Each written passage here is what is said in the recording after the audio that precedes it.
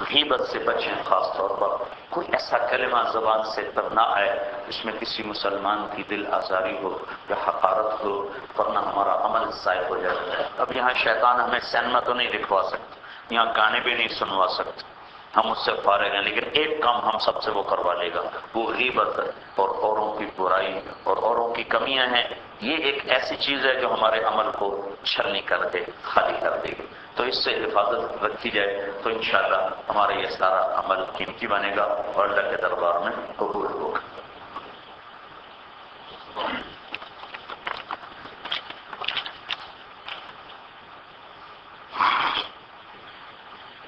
کچھ سوال ہیں؟ کیا حج کی صحیح کو پہلے کیا جا سکتا ہے؟ حج کی صحیح احرام باندھ کے ایک طواف کر کے اور اس کے بعد صحیح کر لیں تو حج کی صحیح مقدم ہو سکتی ہے۔ بہتر یہ ہے کہ بعد میں کرے، لیکن اگر کوئی کرنا چاہے تو پھر اس کو احرام باندھنا پڑے، وہ چاہے 6 کو، پھر اس سے احرام کی پابندیاں اس کے ساتھ شروع ہو جائیں گی۔ تو حج میں جو صحیح ہوتی ہے طواف زیارت کے ساتھ صحیح جڑی، انشاءاللہ حج کا طریقہ بھی عرض کریں گے، اور لوگ بھی باقی بھی آ جائیں جو آنے والے ہیں، کل تک آ جائیں گے۔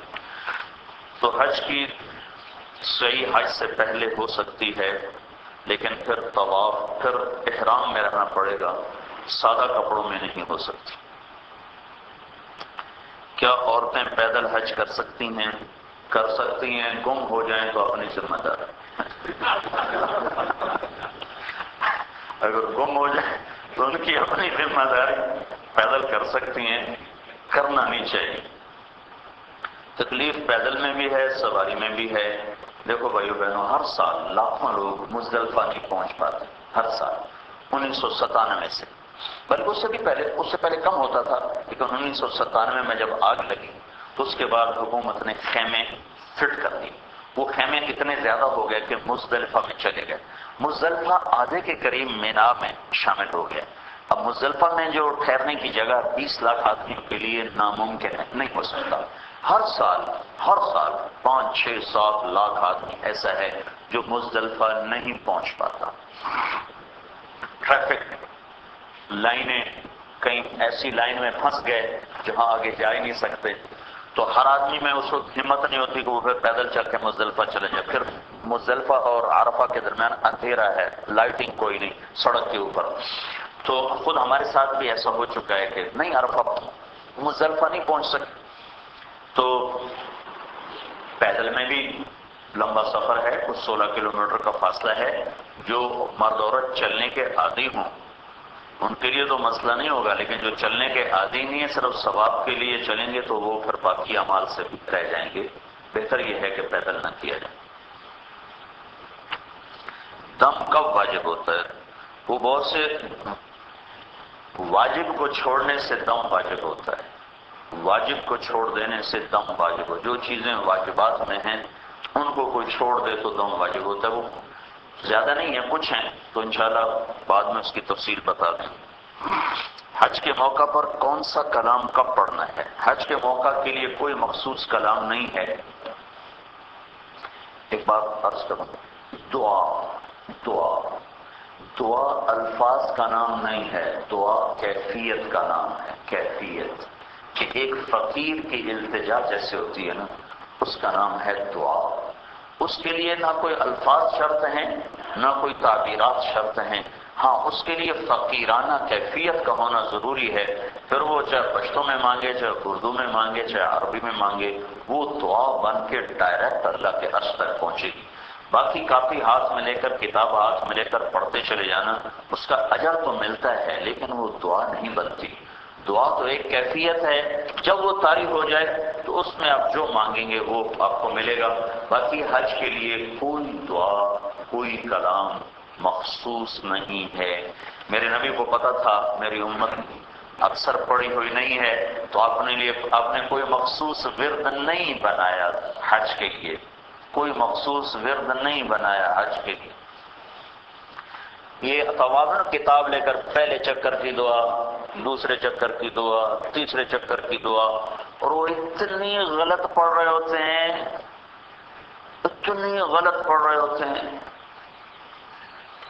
اور پھر ان کو کوئی پتہ نہیں بھی کسی عورت میں ٹکر لگ رہی ہے، کسی بوڑھے میں ٹکر لگ رہی، انہوں نے کتاب تے نظر ہوندی پاویں اگلے نو رگڑنے تے پاویں پچھلے انہوں نے رگڑ دے۔ لہذا یہ پہلے چکر کی دعا، دوسرے چکر کی دعا، تیسرے چکر کی دعا، یہ کہیں سے ثابت کوئی نہیں ہے۔ ذکر کرو، تلاوت کرو، دعا مانگو، عربی میں، اپنی زبان میں، جیسے بھی مانگو گے اللہ تعالیٰ قبول کرے گا۔ لیکن کوئی صرف رکن یمانی سے لے کر اور حجر اسود تک ایک چھوٹی سی دعا، اللہم انی اسألک العفو والعافیۃ فی الدنیا والآخرہ ربنا آتنا فی الدنیا حسنۃ وفی الآخرۃ حسنۃ وقنا عذاب النار، یہ ایک دعا اللہ کے نبی نے مانگی ہے رکن یمانی سے لے کر حجر اسود تک۔ بس یہ چھوٹی سی دعا ہے، اگر پہلا جملہ نہ یاد رہے تو قرآن کی دعا تو عام ہے، ربنا آتنا فی الدنیا حسنہ وفی الآخرۃ حسنۃ وقنا عذاب النار، وہی مانگی جا سکتی ہے، باقی کوئی دعا مخصوص نہیں، نہ سعی میں، نہ طواف میں، نہ عرفات میں، نہ مزدلفہ میں، نہ منا میں۔ جب لوگ جن لوگوں کو گھبراہٹ ہے رش سے، وہ کچھ پڑھ سکتے ہیں ڈر کے لیے، اس کا تو کوئی علاج نہیں ہے، بس استغفار ہی کرو۔ طواف زیارت اور اس کی سعی 12 تاریخ کی مغرب سے پہلے پہلے، اس کے بعد بھی ہو سکتی ہے، لیکن پھر وہی وہ دم والی بات آ جائے، دم آئے گا۔ لیکن کوئی معذور ہو جاتا ہے، کوئی بیمار ہو جاتا ہے، تو پھر اس کے لیے بغیر دم کے بھی ٹھیک، بشرطے کہ عذر ہو اور وہ نہ بیمار ہو جاتا ہے، بخار ہو جاتا ہے، کوئی اور تکلیف ہو جاتی ہے، وہ نہیں 12 کی شام تک کر سکتا، اگر عذر لاحق ہو جائے پھر بعد میں بھی اگر کرے گا تو دم نہیں۔ مینا کے میدان میں بال کاٹنا ضروری نہیں، جہاں بھی موقع ملے بال کاٹنا، اور غسل بھی اس کے بعد واجب نہیں ہے، موقع مل گیا تو غسل کر لے، کپڑے بدل لے، ورنہ وضو سے بھی کام چل سکتا ہے۔ حرم کی نماز اور حرم سے باہر کی نماز میں فرق، ہم حدود حرم میں ہیں، ایک تو ہے حرم بیت اللہ کی مسجد، وہاں کی نماز، ایک ہے حرم۔ حرم ایک انڈے کی شکل، جیسے نا انڈا نہیں، آم، جیسے آم کی شکل ہوتی ہے، یہ یوں ایسے کر کے ایک گول دائرہ ہے، یہ اللہ نے باؤنڈری لگوائی، اس کے حکمت اللہ جانتا ہے۔ اس جدے کی طرف زیادہ لمبا فاصلہ ہے، جدے کی طرف جاتے زیادہ فاصلہ ہے، یہ جدھر ہم بیٹھے ہوئے ہیں ادھر کم فاصلہ ہے، تو وہ ایک ایسے بیضوی سی شکل ہے، آم کی شکل سمجھ لیں، بلیک بورڈ ہوتا تو میں آپ کو ایسے بنا کے دکھاتا، یہ حدود حرم ہے، اس کے اندر جہاں بھی کوئی نماز پڑھے گا یا تلاوت کرے گا یا ذکر کرے گا وہ 1 لاکھ کے برابر ہے۔ البتہ حرم شریف جو مسجد ہے اس کی فضیلت الگ ہے، لیکن 1 لاکھ کا جو اجر ہے وہ بیت اللہ کے ساتھ خاص نہیں، حدود حرم کے اندر جہاں بھی آپ ہیں تو آپ کے لیے وہی اجر لکھا جائے گا جو اللہ کے نبی نے 100,000 حسنہ کا حکم تھا کہ جو بشارت سنائی کہ ایک نیکی 1 لاکھ کے برابر ہے۔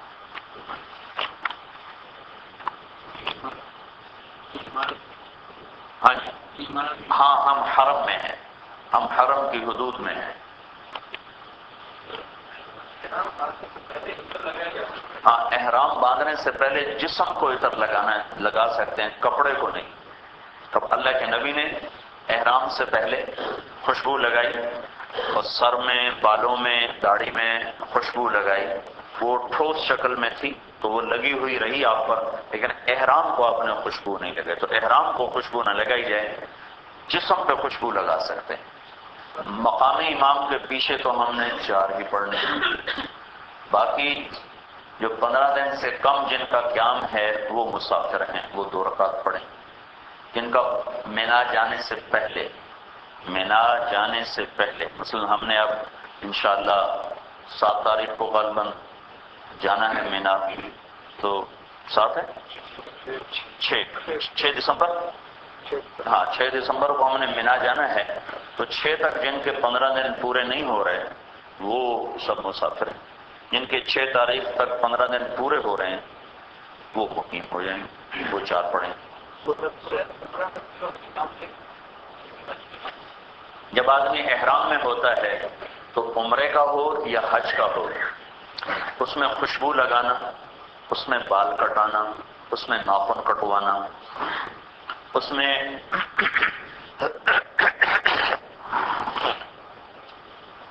بیوی کے پاس جانا، یہ ساری چیزیں دم کو واجب کر دیتی۔ قسم کیوں پڑھنی چاہیے؟ اللہ نے اجازت دی۔ جی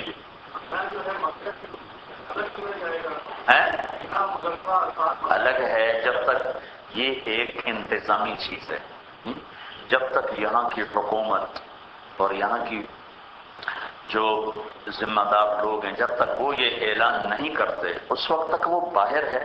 اب یہ کیسے تشویش چل رہی ہے کہ مینا مکے میں داخل ہو چکا ہے، لہذا نمازیں پوری پڑھیں، آپ اس پر سہولت کو اختیار کریں۔ جب تک یہاں کی حکومت یہ اعلان نہیں کرتی اور یہاں کا متفقہ علماء کا بورڈ یہ فیصلہ نہیں کرتا کہ مینا کو ہم نے مکے میں شامل کر دیا ہے، تو وہ مکے سے باہر ہے، چاہے اس کی آبادی اس سے بھی آگے چلی جائے، وہ مکے سے باہر ہے، لہذا اس وہاں جانا ایسے جیسے اب مکے سے دوسری جگہ چلے گئے، تو اس میں زیادہ تشویش میں پڑنے کی ضرورت نہیں ہے، جب تک یہاں کی حکومت کا مسئلہ ہے۔ جی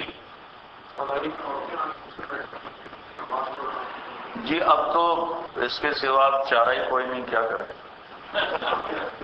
دیکھو کہتے ہیں امت علماء کا اختلاف رحمت ہے، امت کا نہیں علماء کا۔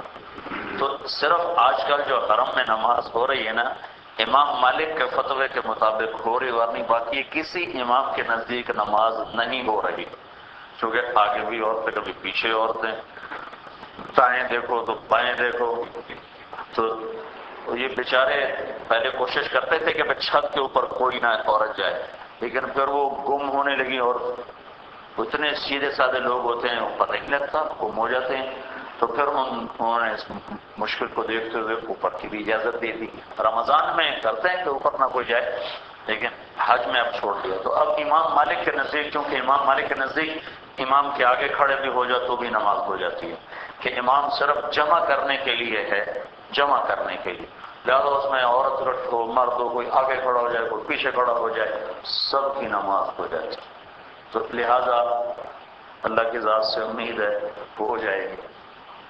بھائی اس میں مسجد میں ہوں گے، جب وہ مسجد میں ہوں گے تو چار ہی پڑھنی ہے، وہ پتہ ہے جہاں مساجد میں پوری نماز ہوتی ہے۔ ایک اور ہے، کثر ہم نے پڑھ لی تو اب ہمارے پاس سنت اور نفل ویسے تو نہیں پڑھنا، لیکن ہم ثواب کی خاطر تو اسے پڑھیں۔ جتنے بھی سنن ہیں وہ سفر میں نفل ہوتے ہیں، کیونکہ اس کو سنت کہہ ہی نہیں سکتے۔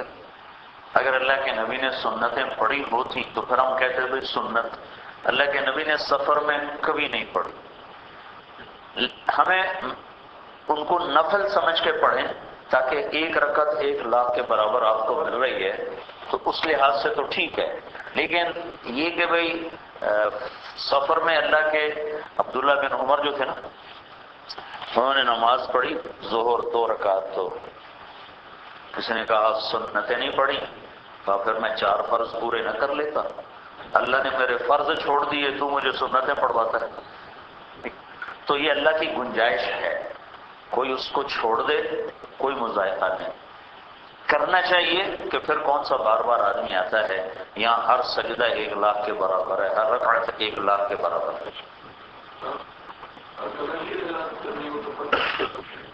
بھائی کوئی حج کی بات پوچھے؟